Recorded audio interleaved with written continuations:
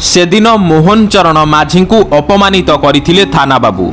आज किंतु समय बदली जाइछि। एबे मोहन चरण माझी हेउचंती ओडिशार मुख्यमंत्री। सेतेबेले मोहन चरण माझी को थाना भितरे करा जाइथिला अपमान। एपरिकी तांकु थाना भितरु बाहरी जिबा पई कुहा जाइथिला। एही घटना घटिथिला जेतेबेले राज्य रे आदर्श आचरण विधि लागू होइथिला। निर्वाचन प्रचार आरंभ होई जाइथिला। सेतेबेले केन्दुझर सदर ब्लॉक अधीनस्थ गोपीनाथपुर पंचायत बासिंदा पानीय जल समस्या को नहीं रास्ता को ओह्लाइथिले। बहु संख्यार महिला राजरास्ता को अवरोध करी रखिथिले। आउ विधायक मोहन चरण माझी को फोन करी महिला माने आसीबा पई अनुरोध करिथिले। एहा परे मोहन चरण माझी सेठारे पहुंची महिला मानक असुविधा सुनिबा परे आरडब्ल्यूएसएस रो निर्वाही जंत्री को फोन करिथिले ओ समस्यार समाधान पई कहिथिले।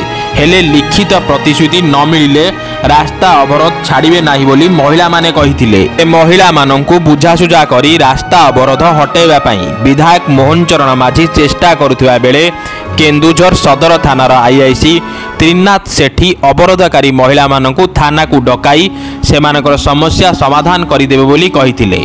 आउ महिला माने थाना को आसीबा सह विधायक को मध्य डाकिथिले। एहा परे सेतेबेलर विधायक मोहन चरण माझी को थाना भितरे अपमान शिकार हेबाकू पड़िथिला।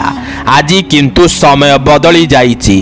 केवल समय बदलिनी, समय एमिति बदली जाइछि जे मोहन चरण माझी होउचंती आज ओडिशार मुख्यमंत्री। तेबे एक टीवी शो रे जेतेबेले मोहन चरण माझी जे कि वर्तमान ओडिशार मुख्यमंत्री तांकु प्रश्न करा जाइथिला से दिनर से घटना आपण को व्यथित करिथिला कि से कहिथिले निश्चिंत पक्षे से दिनर से घटना मते व्यथित करिथिला। एहा परे तांकु प्रश्न करा जाइथिला आपण संपृक्त अधिकारी विरुद्ध रे कोनोसी कार्यानुष्ठान एबे नेबे कि। से उत्तर रे कहिथिले से घटना पई मु कोनोसी प्रतिशोध नेबी नाही, वर्तमान को नेई काम करिबी।